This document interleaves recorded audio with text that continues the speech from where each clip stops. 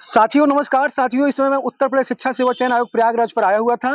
यहाँ पे जो यूपी टेट का विज्ञापन आया हुआ था, जो है कि शिक्षा सेवा चयन आयोग के द्वारा उसमें कुछ विसंगतियां थी, उसको लेकर के मैं उत्तर प्रदेश शिक्षा सेवा चयन आयोग के जो उप सचिव हैं माननीय डॉक्टर संजय कुमार सर से मैं मुलाकात किया और मैंने उनको ज्ञापन दिया और ज्ञापन के माध्यम से जो त्रुटियां हैं आयोग विज्ञापन में मैंने उसके लिए दिया हूँ। ये देख सकते हैं, ये ज्ञापन है, आज का रिसीविंग है और इस बार मैं पढ़ के सुना देता हूँ। माननीय उत्तर प्रदेश शिक्षा सेवा चयन आयोग प्रयागराज, माननीय अध्यक्ष महोदय, सादर अवगत कराना चाहता हूं कि आयोग द्वारा यूपी टेट का विज्ञापन जारी किया गया है, जिसमें तमाम विसंगतियां हैं। श्रीमान, एनसीटी की गाइडलाइन के अनुसार कोई भी अभ्यर्थी जैसे ही किसी शिक्षक प्रशिक्षण कोर्स में दाखिला लेता है, वह टीईटी परीक्षा में शामिल हो सकता है। इसमें डीएलएड, बीएड और डीएड जैसे सभी कोर्स शामिल हैं। सी टेट में भी अभ्यर्थियों को मौका दिया जाता है, इसलिए आप भी ऐसे अभ्यर्थियों को अवसर प्रदान करें, नहीं तो 3 लाख से ज्यादा अभ्यर्थियों का भविष्य अधर में लटक जाएगा। महोदय, आप अपने विज्ञापन में नॉर्मलाइजेशन लागू करने का जिक्र किया है, लेकिन श्रीमान, ये परीक्षा कई चरणों में होगी।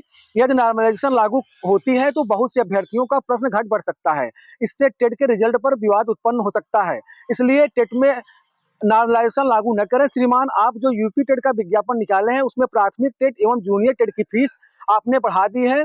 यूपी टेट का पहले फीस 600 एक पेपर का था और दोनों पेपर का 1000 था, लेकिन आपके विज्ञापन के अनुसार प्रति पेपर 1000 है, दोनों पेपर का 2000। अतः श्रीमान, आप इस फीस वृद्धि पर विचार करें, आपकी महान कृपा होगी। भगवती दिनेश यादव, प्रतियोगी छात्र, प्रयागराज। ये देख सकते हैं कि ज्ञापन है। दूसरा ज्ञापन मैंने दिया है, ये देख सकते हैं। दूसरा ज्ञापन है सेवा में माननीय अध्यक्ष उत्तर प्रदेश शिक्षा सेवा चयन आयोग प्रयागराज महोदय, सादर अवगत कराना चाहता हूं कि आयोग की तरफ से यूपी टेट 2026 का विज्ञापन जारी किया गया है। एनसीटी की गाइडलाइन के अनुसार बीएड 2023 से ही प्राथमिक टेट से बाहर हैं और सर्वोच्च न्यायालय ने भी प्राथमिक टेट से बीएड वालों को बाहर किया है। प्राथमिक सी टेट में भी बीएड वाले बाहर हैं, लेकिन श्रीमान, आपके नोटिफिकेशन में प्राथमिक टेट अर्हता में टिप्पणी संख्या 3 में दिया गया है कि एनसीटी से मान्यता प्राप्त संस्थाओं से शिक्षा स्नातक की बीएड की डिग्री प्राप्त करने वाले अभ्यर्थी को प्राथमिक विद्यालयों में नियुक्ति हेतु विचार किए जाने पर प्राथमिक शिक्षक के रूप में नियुक्त होने के 2 वर्ष के भीतर एनसीटीई द्वारा मान्यता प्राप्त प्राथमिक शिक्षा में 6 माह का एक सेतु पाठ्यक्रम ब्रिज कोर्स आवश्यक रूप से पूरा करना होगा। अतः महोदय, इससे बीएड के अभ्यर्थी जो है आशंकित हैं कि वे टेट का फॉर्म प्राथमिक में डालें कि नहीं डालें। इसलिए श्रीमान, आपसे निवेदन है कि आप प्रेस नोटिफिकेशन के माध्यम से स्पष्टीकरण दीजिए, आपकी महान कृपा होगी। और तीसरा ज्ञापन मैंने दिया था, जो असिस्टेंट प्रोफेसर की परीक्षा 18 और 19 अप्रैल को होने जा रही है और पीजीटी की 8-9 मई को, टीजीटी की 2-3 जून को।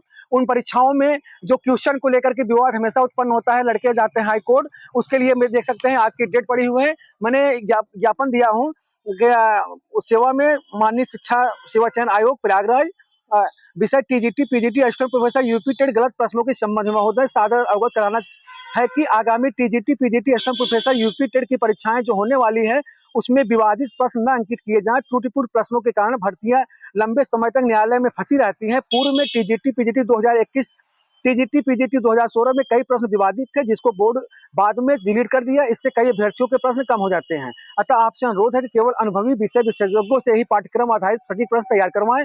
आपकी महान कृपा होगी। भगवती दिनेश यादव, प्रतियोगी छात्र, प्रयागराज।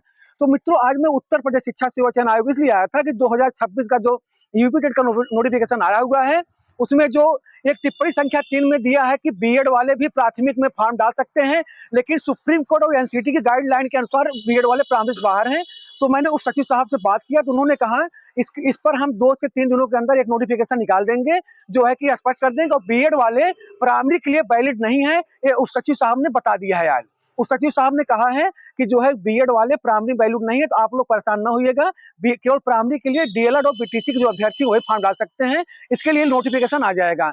और उन्होंने एक चीज और कहा कि जो भी बच्चा अगर बीएड में एडमिशन लेता है या डीएलएड बीटीसी में एडमिशन लेता है, मैंने मुद्दा उठाया कि सर सीटेट में और सुप्रीम कोर्ट और एनसीटी गाइडलाइन है, कोई बच्चा अगर एडमिशन लेता है तो फॉर्म डाल सकता है। उन्होंने कहा हाँ, ये त्रुटियां हुई हैं, इस पे भी जो है कि नोटिफिकेशन 2 से 3 दिनों में आ जाएगा।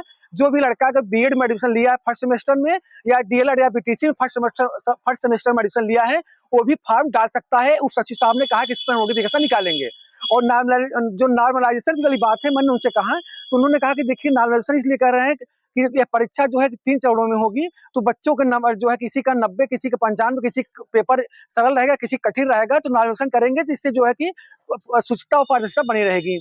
और मैंने फीस वृद्धि पे बात किया, तो उन्होंने कहा कि फीस वृद्धि माननीय मुख्यमंत्री जी को हम लोग जो है कि ज़्यादा दिए थे, लेकिन उन्होंने मना कर दिया, 1000 रखा गया है। इससे कम नहीं किया जाएगा, क्योंकि जो है कि हर चीज़ें महँगी हो गई, क्योंकि आयोग जो है 4 एजेंसियों को इस बार हायर किया है, और आपका ओटीआर का भी है, बायोमेट्रिक हो, कि तमाम उन्होंने बातें बताई हैं।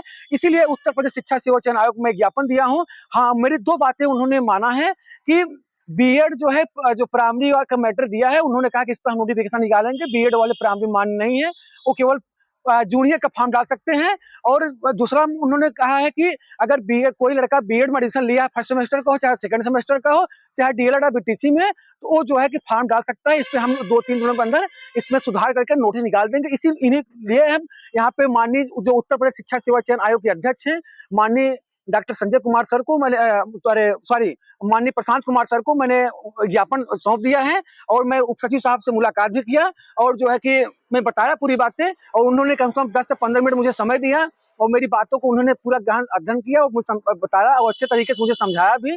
तो मैंने 4-5 मुद्दों को ले गया था, 2-3 मुद्दों पर मेरी बात हो गई है। अब जो है कि आप लोग अगर कहीं उत्तर प्रदेश से हैं, तो अगर आप बीएड किए हैं, तो केवल आपको जूनियर का फॉर्म डालना है। अगर आप डीएलएड बीटीसी किए हैं, तो आपको प्राइमरी का फॉर्म डालना है। अगर आप बीएड और फर्स्ट सेमेस्टर के हैं, और डीएलएड फर्स्ट सेमेस्टर के हैं, डीएलएड के बीटीसी के, तो भी आप फॉर्म डाल सकते हैं। 2 से 3 दिनों के अंदर आपको नया नोटिफिकेशन, आपको एक विज्ञप्ति जारी होगी, उसमें संशोधन वाला वो मिल जाएगा।